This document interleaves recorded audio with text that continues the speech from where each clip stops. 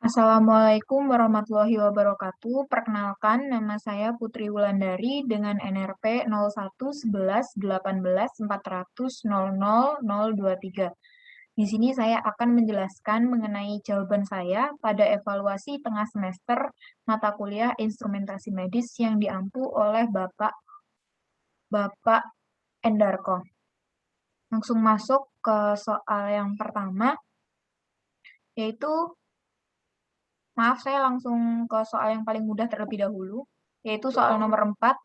Jelaskan secara singkat apa itu teknik auskultasi jika dihubungkan dengan siklus jantung dan murmur, termasuk juga Korotkov sound. Nah, untuk teknik aukultasi sendiri adalah merupakan suatu tindakan atau pemeriksaan dengan mendengarkan bunyi yang terbentuk di dalam tubuh. Artinya, untuk mendeteksi adanya kelainan dengan cara membandingkan dengan bunyi normal tersebut. Nah, untuk aukultasi sendiri itu dilakukan di dada dengan cara mendengarkan suara napas. Dan apabila dilakukan di abdomen, maka digunakan untuk mendengarkan suara bising pada usus. Untuk suara Korotkov sendiri atau Korotkov sound, itu merupakan suara yang didengar oleh tenaga medis saat melakukan pengukuran tekanan darah menggunakan prosedur non-invasif. Nah, apa sih sebenarnya hubungan dengan siklus jantung atau suara jantung? Pada suara yang terdengar selama pengukuran tekanan darah itu sebenarnya tidak sama dengan suara jantung yang disebabkan oleh getaran yang ada di dalam ventrikel, yang mana nantinya berhubungan dengan penutupan pada katup tersebut. Saat jantung nantinya berdetak, pulsa ini akan ditransmisikan dengan lancar melalui si aliran darah laminar atau biasanya kita sebut dengan non-turbulen ke seluruh arteri, dan tidak ada suara yang dihasilkan. Untuk bunyi jantung sendiri itu dibagi menjadi jantung normal dan patologis. Patologis sendiri yang mengindikasikan suatu penyakit. Nah, untuk bunyi jantung itu dikenal dengan sebagai loop dan dup secara bergantian. Untuk bunyi murmur sendiri itu dihasilkan oleh adanya turbulensi aliran darah di jantung. Nah, stenosis sendiri adalah penyebab dari turbulensi aliran darah itu tadi. Untuk insufisiensi katup itu menyebabkan aliran darah berbalik dan bertabrakan dengan aliran yang berlawanan arah. Yang mana pada keadaan ini, murmur itu nantinya suara murmur akan terdengar menjadi bagian dari tiap siklus jantung. Kemudian soal berikutnya yaitu soal yang pertama, nomor 1. Analisis impedansi bioelektrik dapat digunakan untuk memperkirakan tingkat persen lemak dalam tubuh manusia. Meskipun ini bukan metode yang paling akurat, metode ini memiliki keuntungan karena sangat non-invasif dan nyaman. Timbangan berat badan digital saat ini itu mencakup kemampuan analisis impedansi bioelektrik. Impedansi tubuh manusia secara mudah itu didekati seperti rangkaian pada gambar 1, gambar ini, dengan Re sendiri adalah resistensi cairan ekstraseluler dan Ri adalah resistensi pemisahan lemak cairan. Kemudian intraseluler dan CI adalah kapasitansi yang sesuai dan mendekati membran sel. Untuk yang A, tuliskan persamaan yang dapat menggambarkan impedansi antara terminal A dan B sebagai fungsi frekuensi omega. Nah, untuk gambarnya sendiri kan di sini ini RC, ini dari A, kemudian ini B, ini C1, kemudian ini R1. Untuk yang pertama sendiri, pertama perlu diserikan antara R1 plus C1, yaitu 1 per XC plus 1 per R1.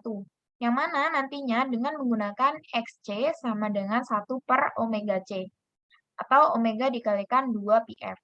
Maka untuk impedansi antara R1 plus C1 adalah Z sama dengan yang tadi dimasukkan menjadi R1 plus XC per R akar R kuadrat plus XC kuadrat. Untuk persamaan impedansi A sampai B, antara A sampai B, itu adalah ZR1 plus C plus ZRC, atau R1 plus omega C per akar R kuadrat plus omega C kuadrat plus akar RC kuadrat. Kemudian untuk yang B, berapa besar impedansi total sebagai fungsi dari omega?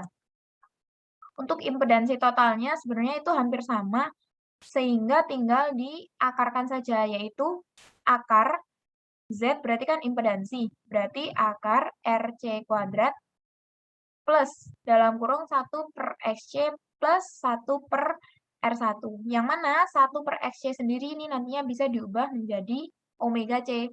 Sehingga untuk impedansi totalnya menjadi Z sama dengan akar RC kuadrat plus dalam kurung omega C plus 1/R1 kuadrat. Kemudian untuk yang C, berapakah fase dari impedansi total sebagai fungsi dari omega? Fase dari impedansi total. Maka fase dari impedansi total tinggal ditankan saja, berarti tan theta sama dengan XC per R1 plus RC. Kemudian untuk yang D, ADC hanya mengukur tegangan dan tidak dapat mengukur impedansi secara langsung. Jelaskan cara singkat salah satu cara untuk mengubah impedansi menjadi tegangan. Salah satu cara untuk mengubah impedansi menjadi tegangan adalah dengan akar V RC kuadrat dikalikan dengan omega plus V per R1. Jadi ini hampir sama dengan yang impedansi total. Jadi Z-nya tadi tinggal diubah menjadi V efektif atau tegangan efektif, kemudian RC kuadratnya ditambahkan dengan tegangan, berarti VRC kuadrat, kemudian omega C-nya berarti hilang tinggal omega, dan 1/R1 menjadi V per R1 kuadrat. Selanjutnya, untuk soal nomor 2, dengan menggunakan segitiga Einthoven atau gambar 2, nyatakan tegangan lid 1, lid 2, 3, AVR, AVL, dan AVF dalam tegangan elektroda RA, LA, dan LL. Nah, untuk memperoleh tekanan EKG sendiri, itu perlu dipasang elektroda di kulit pada tempat tertentu. Nah, sebenarnya terdapat dua jenis sadapan yang pada EKG itu ada sadapan unipolar dan sadapan bipolar. Untuk yang bipolar sendiri, dia ini merekam perbedaan potensial dari dua elektroda yang ditandai dengan angka Romawi 1, 2, dan 3, yaitu ini di sini LL, sini RA, kemudian di sini LA. Ini untuk dari dua elektroda tadi ditandai dengan Romawi 1, 2, dan 3. Untuk lid 1 sendiri, dia di sini adalah untuk merekam beda potensial antara tangan kanan atau RA yang bermuatan negatif dan tangan kiri yang bermuatan positif. Secara matematisnya itu dapat ditulis menjadi lid 1 sama dengan LA min RA atau tangan kanan min LA min RA. Kemudian untuk yang lid 2, berarti dia di sini adalah merekam beda potensial antara tangan kanan yang bermuatan negatif dengan kaki kiri LL yang bermuatan positif. Sehingga secara matematisnya dapat ditulis menjadi lid 2 sama dengan LL min RA. Kemudian untuk lid 3, ini digunakan untuk merekam beda potensial antara tangan kiri atau LA yang bermuatan negatif dengan kaki kiri LL yang bermuatan positif. Sehingga secara matematisnya dapat ditulis menjadi lid 3 sama dengan LL min LA. Untuk sadapan unipolar sendiri, ini digunakan untuk merekam beda potensial lebih dari dua elektroda. Yang mana ini untuk sebagai RA hampir sama seperti sebelumnya LA dan ini LL. Bedanya untuk AVR sendiri digunakan untuk merekam potensial listrik pada tangan kanan atau RA yang bermuatan positif dan elektroda negatif, yaitu dengan gabungan antara tangan kiri dan kaki kiri membentuk elektroda indifison. Untuk secara matematisnya sendiri itu dapat ditulis menjadi lid AVR sama dengan RA min setengah dikalikan LA plus LL. Kemudian untuk AVL-nya sendiri adalah untuk merekam potensial listrik pada tangan kiri LA yang bermuatan positif dan muatan negatif. Gabungan tangan kanan dan kaki kiri membentuk elektroda indifison, yang mana secara matematisnya sendiri adalah lid AVL sama dengan LA min setengah dikalikan RA plus LL-nya. Kemudian berikutnya untuk yang AVF sendiri adalah digunakan untuk merekam potensial listrik pada kaki kiri atau LL yang bermuatan positif dan elektroda negatif dari gabungan tangan kanan dan kaki kiri membentuk elektroda indifison. Atau secara matematisnya dapat dituliskan menjadi lead AVF sama dengan LL min setengah dikalikan RA plus LA. Kemudian untuk soal yang terakhir, yang nomor 3, gambar 3 menunjukkan elektroda Saffering-House untuk pengukuran PCO2. Kompartemen dalam elektroda kaca berisi larutan 0,01 mol per L HCl dan buffer berisi larutan NaHCO3 0,1 mol per L.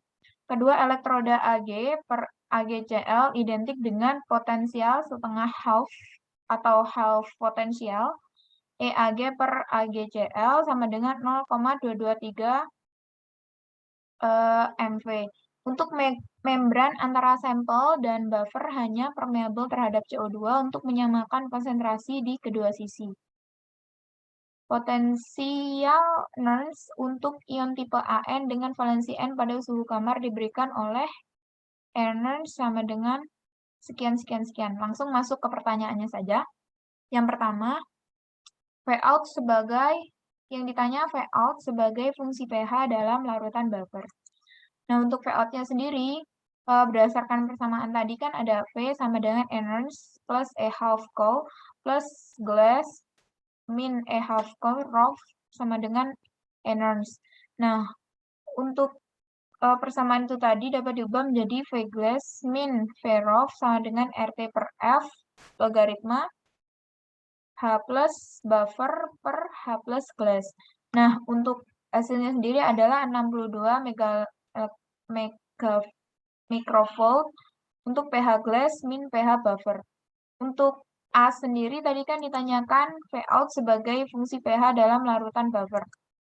Itu menjadi pH buffer sama dengan pH glass min V per 62 mV.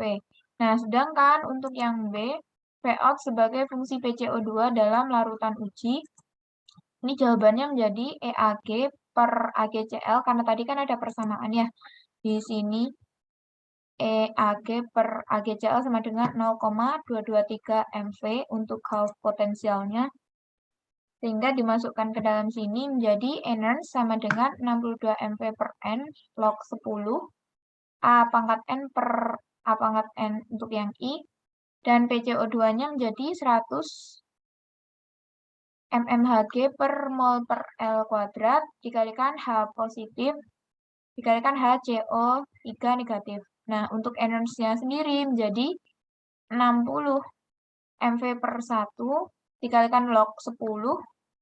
Untuk AN-nya menjadi 0,01 diketahui tadi di soal pangkat 0,1 dan untuk ANI-nya menjadi 0,1. Hasilnya adalah 6 volt. Nah, untuk yang C, untuk PCO2 tertentu, apakah keluaran Vout bergantung pada laju aliran sampel darah yang masuk dan keluar dari instrumen? Apakah itu bergantung pada suhu instrumen? Jelaskan secara singkat. Nah, untuk apakah keluaran Vout bergantung pada laju aliran? Jawabannya adalah tidak, karena konsentrasi dari PCO2 itu tidak bergantung pada laju aliran sampel dan tidak tergantung suhu instrumen. Sehingga pengukurannya itu nantinya memiliki hasil yang sesungguhnya. Sekian penjelasan dari saya, mohon maaf apabila kurang lengkap ataupun kurang jelas. Saya mohon maaf kepada Bapak Endarko dan kepada Allah Subhanahu wa taala saya mohon ampun. Saya akhiri billahi taufiq wal hidayah. Wassalamualaikum warahmatullahi wabarakatuh.